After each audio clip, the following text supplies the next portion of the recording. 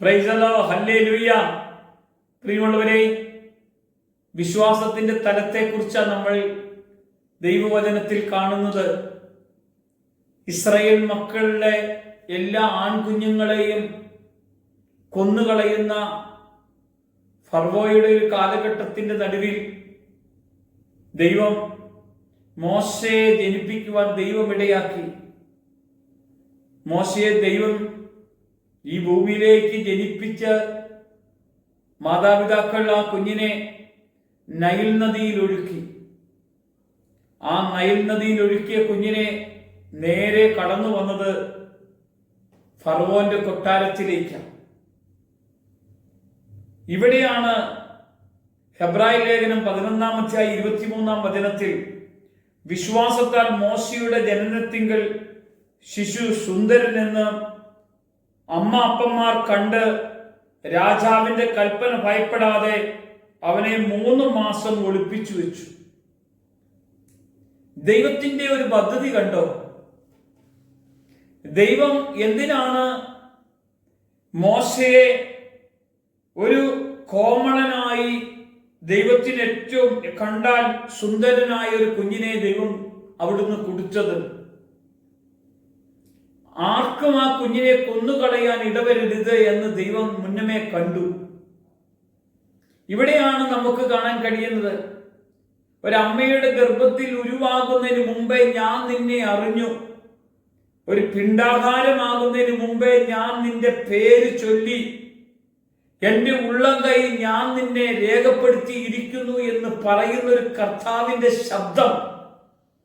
പ്രിയമുള്ളവരെ, ഈ ഭൂമിയിലേക്ക് എന്നെ വിളിച്ചത്, നമ്മൾ പറയുകയാണ് ഞാനൊരു പാഴായി പോയ ജന്മമാണ്, എന്നെ ആർക്കും വേണ്ട, എന്നെ ആർക്കും സ്നേഹമില്ല, ആരും എന്നെ ഒന്നും ശ്രദ്ധിക്കുന്നില്ല, അങ്ങനെ പല പല കുറവുകളും പോരായ്മകളും പറയുന്നതിന്റെ നടുവിൽ ഇതാ ദൈവം മോശയെ രാജകൊട്ടാരത്തിൽ വളർത്തി.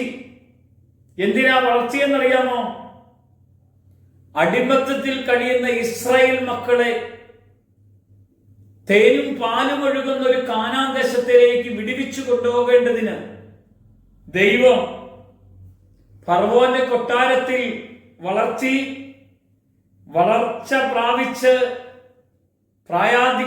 പ്രായത്തിലേക്ക് വന്നപ്പോൾ ദൈവം മോശയോട് പറയുകയാണ്, കൊട്ടാരത്തിൽ നിന്നിറങ്ങി പുറത്തു വന്നപ്പോഴാണ് ഈജിപ്തുകാരനും ഇസ്രായേൽക്കാരനും തമ്മിലുള്ള വഴക്ക്. ഒരുവനെ അടിച്ചു കൊന്നു. പിറ്റേ ദിവസം ഇസ്രായേൽക്കാരും തമ്മിൽ വഴക്കുണ്ടായപ്പോൾ നിങ്ങൾ തമ്മിലെന്തേ? അവിടെയാണ് നീ ഇന്നലെ ഒരു ഈജിപ്തുകാരനെ കൊന്നെങ്കിൽ ഇന്ന് ഞങ്ങളെയും കൊല്ലുവാനാണോ എന്ന് പറഞ്ഞ് ഇത് കേട്ട് മോശ ഭയന്ന് ഓടി. എങ്ങോട്ടാ ഓടിയത്? മരുഭൂമിയിൽ. ഈ മോശ ഹെറോവിന്റെ നടുവിലെ കത്തുന്ന തീയുടെ നടുവിലേക്ക് കടന്നു വരാൻ, തീ കത്തുന്ന ആ തീയുടെ അടുക്കിലേക്ക് മോശയെ ദൈവം വിളിക്കുക. മോശ കത്തിയിരിക്കുന്ന തീ കണ്ടിട്ട് മോശയോട് പറഞ്ഞു, നീ നിൽക്കുന്ന സ്ഥലം പരിശുദ്ധമാണ്, നിന്റെ കാലിലെ ചെരിപ്പഴിച്ചു മാറ്റുക. മോശയോട് ദൈവം സംസാരിക്കുക. എന്താ സംസാരിച്ചതെന്നറിയാമോ? നീ ഈ അടിമത്തത്തിൽ കഴിയുന്ന എന്റെ മക്കൾ, കർത്താവിന്റെ സ്വന്തം മക്കളായ യഹൂദന്മാർ, ഇസ്രായേൽക്കാർ, അവരെ നീ ഇവിടെ നിന്ന് വിടുവിക്കാൻ ഞാൻ നിന്നെ ഒരുക്കുകയാണ്. തേനും പാലും ഒഴുകുന്ന ഒരു കാനാൻ ദേശത്തേക്ക് ഞാൻ കൊണ്ടുപോകാൻ വേണ്ടിയാണ്. കർത്താവ് വിശ്വാസത്താൽ മോശ താൻ വളർന്നപ്പോൾ പാപത്തിന്റെ താൽക്കാലിക ഭോഗത്തെക്കാളും ദൈവജനത്തോടു കൂടെ കഷ്ടം അനുഭവിക്കുന്നത് തെരഞ്ഞെടുത്തു. പ്രിയമുള്ളവരെ, ഇതാ ദൈവവിളി തെരഞ്ഞെടുത്തത്. ദൈവവിളി തെരഞ്ഞെടുത്താൽ കഷ്ടം ജീവിതത്തിൽ വരും. ആ കഷ്ടം അനുഭവിക്കേണ്ട അവസ്ഥ നമുക്കുണ്ടാകും. ഈ ലോകത്തിലെ താൽക്കാലിക ഭോഗമില്ലേ, സുഖമില്ലേ, സന്തോഷമില്ലേ, ആനന്ദമില്ലേ? നീ കർത്താവിന് വേണ്ടി ഇറങ്ങി തിരിച്ചാൽ ഈ സുഖഭോഗങ്ങളൊന്നും കിട്ടിയെന്ന് വരികയല്ല. അതിനേക്കാൾ എത്രയോ നല്ലതാണ് ദൈവജനത്തോടു കൂടെ കഷ്ടം അനുഭവിക്കുന്നത് തിരഞ്ഞെടുക്കാൻ, പ്രതിഫലം നോക്കിക്കൊണ്ട് ഫറവോന്റെ പുത്രിയുടെ മകൻ എന്ന് വിളിക്കപ്പെടുന്നത് നിരസിക്കുകയും മിസ്രൈമിലെ നിക്ഷേപത്തെക്കാൾ ക്രിസ്തുവിന്റെ നിന്ന വലിയ ധനമെന്ന് എണ്ണുകയും ചെയ്തു. ഇവിടെയാ നമ്മൾ തിരിച്ചറിയേണ്ട കാര്യം.